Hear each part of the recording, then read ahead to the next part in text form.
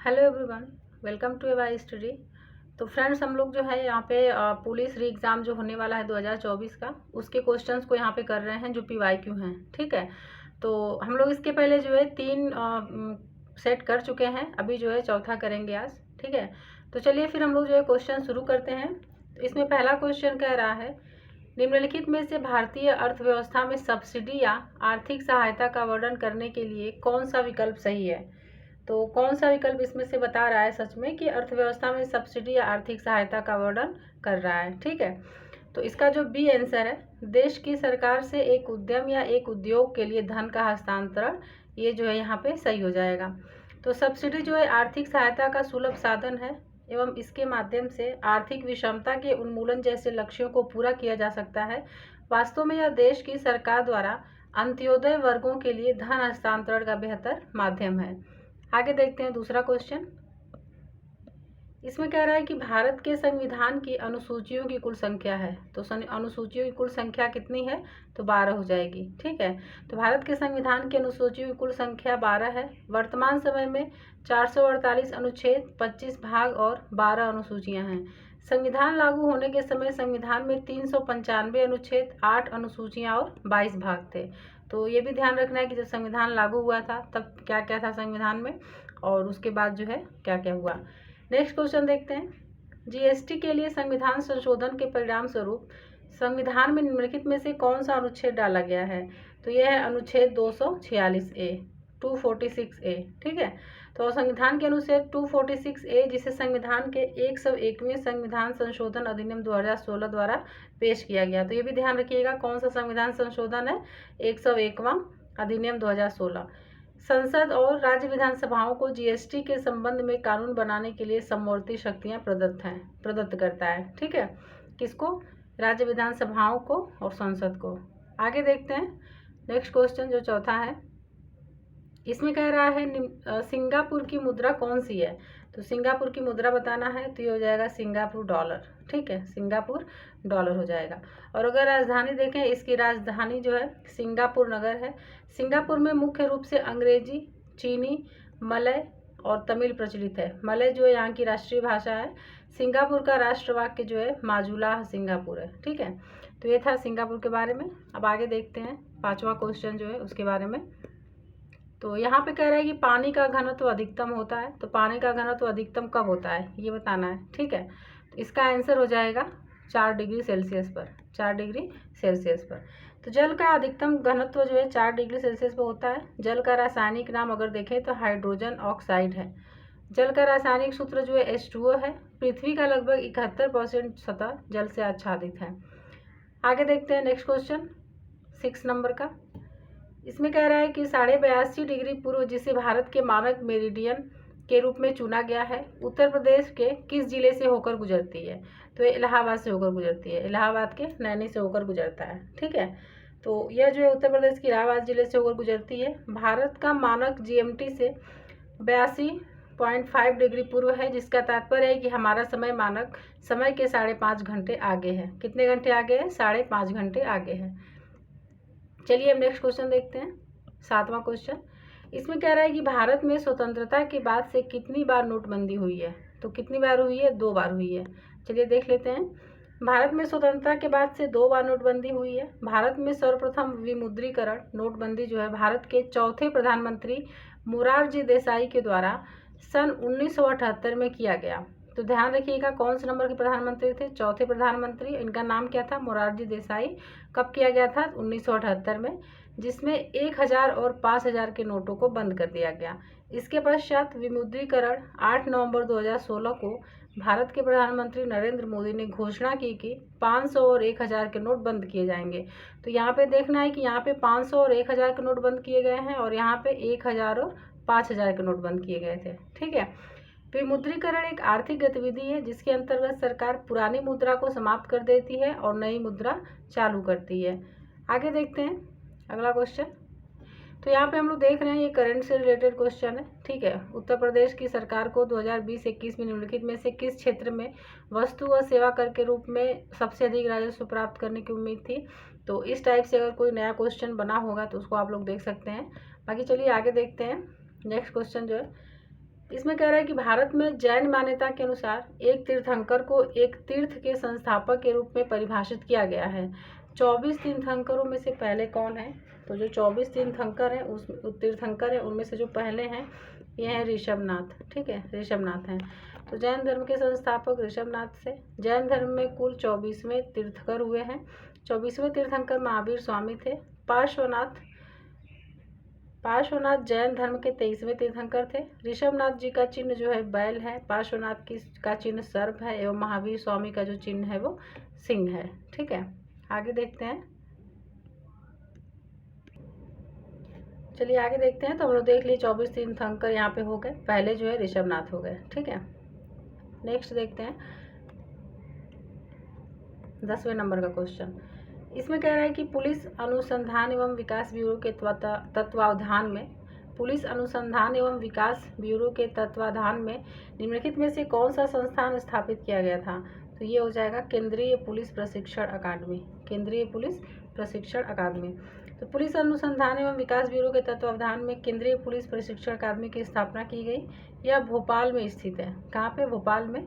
इस अकादमी को राज्यों के सीधी भर्ती के उप पुलिस अधीक्षकों के प्रशिक्षण के लिए बनाया गया है। इसके अतिरिक्त यह पुलिस प्रशिक्षकों के प्रशिक्षण का भी आयोजन करती है।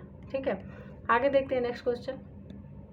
इसमें कह रहा है कि निम्नलिखित में से कौन सी वेबसाइट 3 आयामी तरीके से किसी विशिष्ट जगह को व्यू और रिव्यू करने में मदद करती है? तो यह है गूगल अर्थ है। ठीक है, तो 3 आयामी तरीके से किसी विशिष्ट जगह को व्यू और रिव्यू करने में मदद गूगल अर्थ नामक वेबसाइट करती है। गूगल अर्थ वास्तविक भूमंडल चित्रण का एक ऐसा कार्यक्रम है जिसे प्रारंभ में अर्थ व्यूअर नाम दिया गया तथा इसे की होल इंक द्वारा तैयार किया गया है। ठीक है, आगे देखते हैं नेक्स्ट क्वेश्चन 12 नंबर का।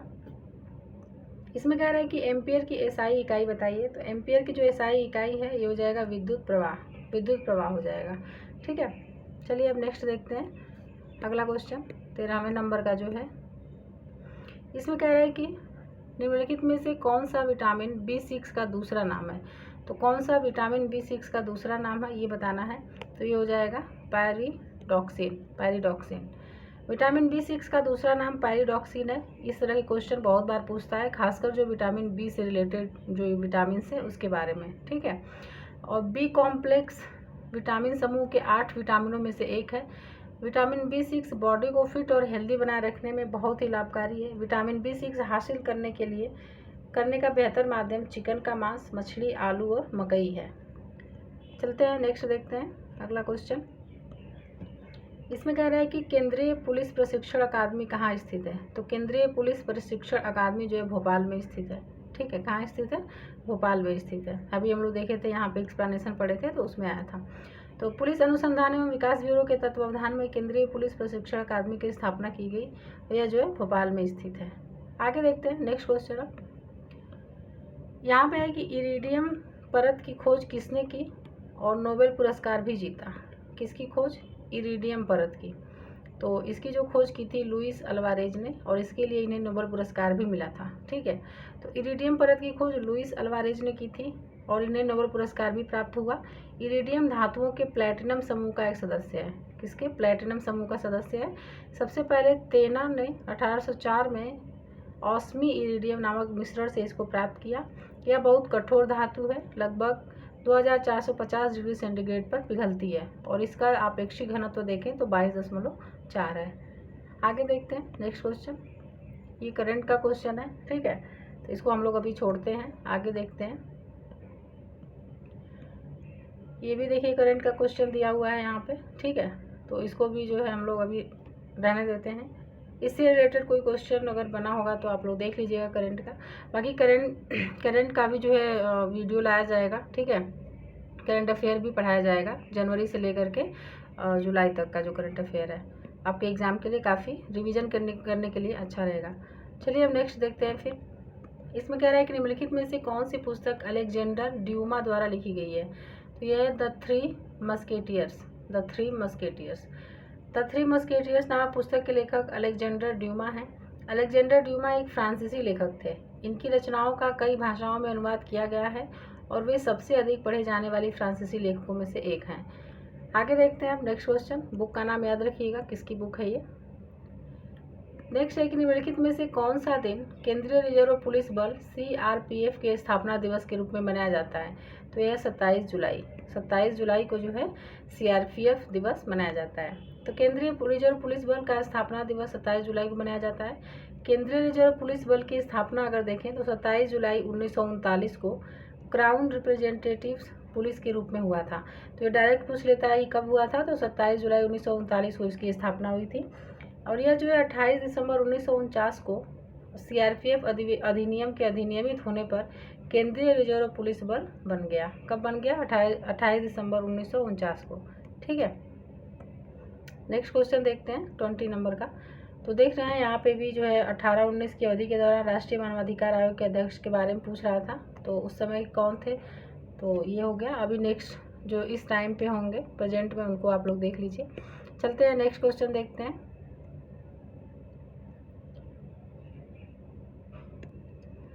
चलिए इनका नाम देख ही लेते हैं हम लोग। इनका जो नाम है इस समय जो 2024 में वर्तमान में जो राष्ट्रीय मानवाधिकार आयोग के अध्यक्ष हैं, तो न्यायमूर्ति श्री अरुण कुमार मिश्रा हैं। कौन है? तो अरुण कुमार मिश्र जो हैं इस समय राष्ट्रीय मानवाधिकार आयोग के अध्यक्ष हैं। ठीक है, चलिए अब आगे देखते हैं 21 नंबर का जो क्वेश्चन है। इसमें कह रहा है कि भारत के थार रेगिस्तान में स्थित कच्छ का रण भारत के निम्नलिखित में से किस राज्य में अवस्थित है? तो गुजरात में अवस्थित है। ठीक है, कहाँ पे अवस्थित है? तो गुजरात में अवस्थित है। आगे देखते हैं। भारत के थार रेगिस्तान में स्थित कच्छ का रण भारत के गुजरात में स्थित है। यह लगभग 23,300 वर्ग किलो क्षेत्र में फैला हुआ है। यह समुद्र का ही एक संकरा अंग है जो भूचाल के कारण संभवतः अपने मौलिक तल के ऊपर उभर आया है और परिणाम स्वरूप समुद्र से पृथक हो गया है। नेक्स्ट देखते हैं। ब्रिटिश सरकार द्वारा 1927 में भारत में साइमन कमीशन भेजा गया था। इसका उद्देश्य क्या था? तो जो इसका उद्देश्य था, भारत सरकार की संरचना में सुधारों के सुझाव हेतु सुधार हेतु भेजा गया था। तो साइमन कमीशन का गठन अगर देखें तो 8 नवंबर 1927 को भारत में संविधान सुधारों के अध्ययन के लिए किया गया था और इसका जो मुख्य कार्य था वो भारत सरकार की संरचना में सुधार हेतु सुझाव देना था। साइमन आयोग 7 ब्रिटिश सदस्यों का समूह था। कितने? 7। इसे साइमन आयोग, इसके अध्यक्ष सर जॉन साइमन के नाम पर रखा गया था। तो ये थी कुछ बातें इससे रिलेटेड। नेक्स्ट देखते हैं। निम्नलिखित में से कौन सा प्रथम कंप्यूटर वायरस है? तो उसमें से प्रथम कंप्यूटर वायरस कौन सा है? तो ये है क्रीपर जो है। तो क्रीपर प्रथम कंप्यूटर वायरस है। इसे 1971 में रॉबर्ट थॉमस कंप्यूटर इंजीनियर द्वारा बनाया गया था, जो ARPANET के मेन फ्रेम को संक्रमित कर यह संदेश भेजता है, I am the creeper, catch me if you can. ठीक है, इस तरह का कुछ संकेत भेजता है। आगे देखते हैं नेक्स्ट क्वेश्चन। भारत के निम्नलिखित में से किस पूर्व प्रधानमंत्री द्वारा डिस्कवरी ऑफ इंडिया पुस्तक लिखी गई? तो ये किसके द्वारा लिखी गई थी? तो ये जो है पंडित जवाहरलाल नेहरू के द्वारा लिखी गई थी डिस्कवरी ऑफ इंडिया पुस्तक। ठीक है, नेक्स्ट देखते हैं। डिस्कवरी ऑफ इंडिया पुस्तक के लेखक पंडित जवाहरलाल नेहरू थे। पंडित नेहरू ने इस पुस्तक को लखनऊ के जेल में लिखा था। तो कहाँ पे लिखा था? लखनऊ के जेल में। इनकी अन्य पुस्तकें अगर देखें तो विश्व इतिहास की झलक, मेरी कहानी, राजनीति से दूर, इतिहास के महापुरुष, राष्ट्रपिता जवाहरलाल नेहरू वांग्य है। किसने विल मिंगटन को प्रथम विश्व युद्ध द्वितीय हेरिटेज सिटी के रूप में घोषित किया गया है? तो डोनाल्ड ट्रंप। अमेरिकी राष्ट्रपति डोनाल्ड ट्रंप ने दक्षिणी अमेरिकी राज्य उत्तरी कैरोलिना में स्थित विलमिंगटन को दूसरे विश्व युद्ध के पहले हेरिटेज सिटी के रूप में घोषित किया है। ट्रंप ने यह घोषणा द्वितीय विश्व युद्ध के अंत की 75वीं वर्षगांठ के अवसर पर किया है। ठीक है, नेक्स्ट देखते हैं नेक्स्ट क्वेश्चन। निम्नलिखित में से किस क्षेत्र में विशिष्ट उपलब्धियों के लिए पुलित्जर पुरस्कार दिया जाता है? तो ये जो है पत्रकारिता में दिया जाता है। और इसे कब प्रारंभ किया गया था? 1917 में प्रारंभ किया गया था। संयुक्त राज्य अमेरिका का एक प्रमुख पुरस्कार है जो समाचार पत्रों की पत्रकारिता, साहित्य एवं संगीत रचना के क्षेत्र में दिया जाता है। नेक्स्ट है, निम्नलिखित में से कौन UPZA और LR अधिनियम का सबसे उपयुक्त पूर्ण रूप है? तो ये हो जाएगा उत्तर प्रदेश जमींदारी उन्मूलन और भूमि सुधार अधिनियम 1950। इसका आंसर C हो जाएगा। ठीक है, आगे देखते हैं। ये भी देख लेते हैं कि ये जो है कब आया था। तो उत्तर प्रदेश जमींदार एवं भूमि सुधार अधिनियम 1950 के अंतर्गत जो है जमींदारों के अधिकार जो उनके पास शेष रहे उनके बारे में यहाँ पे बताया गया है। ठीक है, नेक्स्ट क्वेश्चन देखते हैं। तो इसमें है कि उत्तर प्रदेश में जिला मजिस्ट्रेट नियुक्त करने वाला प्राधिकरण निम्नलिखित में से कौन सा है? तो ये हो जाएगा उत्तर प्रदेश सरकार। ठीक है, उत्तर प्रदेश में जिला मजिस्ट्रेट नियुक्त करने वाला प्राधिकरण उत्तर प्रदेश सरकार है, जबकि IAS अधिकारियों की नियुक्ति भारत के राष्ट्रपति द्वारा होती है, लेकिन ये उन्हें आवंटित किए गए कैडर में राज्य सरकार के अधीन कार्य करते हैं। PCS अधिकारियों की नियुक्ति राज्य के राज्यपाल द्वारा होती है, इसलिए ये पूरी तरह से राज्य सरकार के नियंत्रण में होते हैं। ठीक है, नेक्स्ट क्वेश्चन देखते हैं। आंतरिक सुरक्षा विभाग निम्नलिखित में से किस मंत्रालय के अंतर्गत काम करता है? ये जो गृह मंत्रालय के अंतर्गत कार्य करता है। ठीक है, चलते हैं नेक्स्ट क्वेश्चन देखते हैं 30 नंबर का। तो यहाँ पे भी जो है राष्ट्रीय मानवाधिकार आयोग के 15वें महासचिव पूछा था। ठीक है, तो कौन है 15वें महासचिव? तो ये हैं जयदीप गोविंद। राष्ट्रीय मानवाधिकार आयोग के 15वें महासचिव जयदीप गोविंद है। यह एक स्वायत्त विधिक संस्था है। इसकी स्थापना 12 अक्टूबर 1993 को हुई थी। ठीक है, इसकी स्थापना जो है मानवाधिकार संरक्षण अधिनियम 1993 के अंतर्गत की गई थी। इसमें अध्यक्ष सहित 7 सदस्य होते हैं। यह आवश्यक है कि 7 सदस्यों में से कम 3 जो है पदेन सदस्य हों। नेक्स्ट देखते हैं नेक्स्ट क्वेश्चन। निम्नलिखित विकल्पों में से वह एकमात्र देश कौन सा है जिसके साथ भारत का एक प्रचलित प्रिफरेंशियल ट्रेड एग्रीमेंट है, PTA है? तो यह है अफगानिस्तान। ठीक है, अफगानिस्तान है। तो भारत का प्रचलित प्रेफरेंशियल ट्रेड एग्रीमेंट अफगानिस्तान के साथ है। PTA आर्थिक एकीकरण का पहला चरण है। यह एक व्यापारिक ब्लॉक है जो भाग लेने वाले देशों के कुछ उत्पादों के लिए तरजीही पहुंच प्रदान करता है। नेक्स्ट देखते हैं 32 नंबर का जो क्वेश्चन है।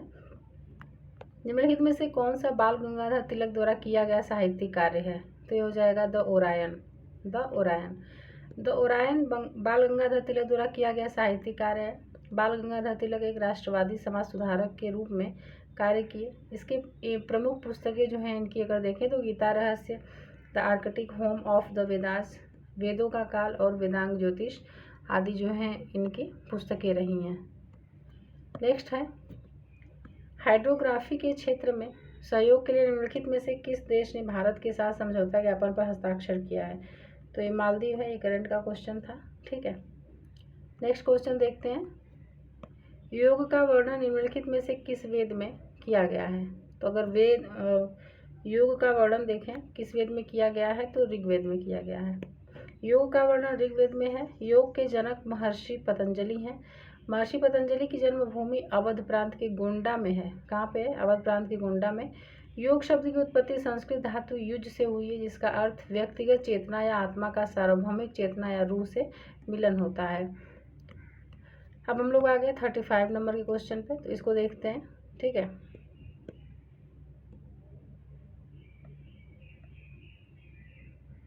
यहाँ पे कह रहा है मिलान करना है सूचियों का। लाल किला, चार मीनार, लाल बाग। ठीक है, तो जो लाल किला है ये हो जाएगा राजाधिराज शाहजहां। चार मीनार जो है ये हो जाएगा मोहम्मद कुली कुतुब शाह। और लाल बाग जो है ये हो जाएगा सुल्तान हैदर अली। तो इसका आंसर ए हो जाएगा। A का 2, B का 3, C का 1। ठीक है, इसका आंसर ए हो जाएगा। अब आगे देखते हैं नेक्स्ट क्वेश्चन जो है उसको देख लेते हैं। इसमें कह रहा है कि चार्टर ने संयुक्त राष्ट्र के प्रमुख अंगों की स्थापना की। संयुक्त राष्ट्र में कितने मुख्य निकाय या समितियां हैं? तो ये जो है 6 हैं। संयुक्त राष्ट्र में 6 मुख्य निकाय हैं जो निम्न हैं: महासभा, सुरक्षा परिषद, आर्थिक एवं सामाजिक परिषद, अंतर्राष्ट्रीय न्यायालय, न्यास परिषद और सचिवालय। तो ये जो है 6 मुख्य निकाय हैं। ठीक है, आगे देखते हैं नेक्स्ट क्वेश्चन। भारत और नेपाल के बीच विवाद निम्नलिखित में से किस क्षेत्र की सीमा के लिए है? तो ये हो जाएगा काला पानी। भारत और नेपाल के बीच विवाद काला पानी क्षेत्र की सीमा के लिए है। काला पानी चीन, नेपाल और भारत की सीमा जहां मिलती है वह 372 वर्ग किलोमीटर का क्षेत्र है। भारत इसे उत्तराखंड का हिस्सा मानता है, जबकि नेपाल इसे अपने नक्शे में दर्शाता है। तो इस वजह से जो है ये विवाद का कारण बना हुआ है। अब देखते हैं लास्ट क्वेश्चन। महिला और बाल विकास मंत्रालय के अनुसार निम्नलिखित में से कौन सा विकल्प महिला सशक्तिकरण कार्यक्रमों का हिस्सा बनने वाली योजनाओं के संदर्भ में गलत है?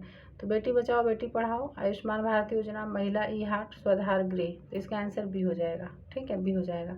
महिला एवं बाल विकास मंत्रालय के अनुसार बेटी बचाओ बेटी पढ़ाओ, महिला ई हार्ट और स्वाधार गृह योजनाएं महिला सशक्तिकरण की दृष्टि से सही है, किंतु आयुष्मान भारत जो है ये स्वास्थ्य संबंधी योजना है। ठीक है, तो फ्रेंड्स ये थे 38 क्वेश्चन, ये कंप्लीट हो गया है। अब हम लोग जो है नेक्स्ट ईयर का जो प्रीवियस ईयर का जो क्वेश्चन है पुलिस का उसको देखेंगे। ठीक है, तो चलिए फ्रेंड्स मिलते हैं फिर नेक्स्ट वीडियो में। वीडियो देखने के लिए धन्यवाद।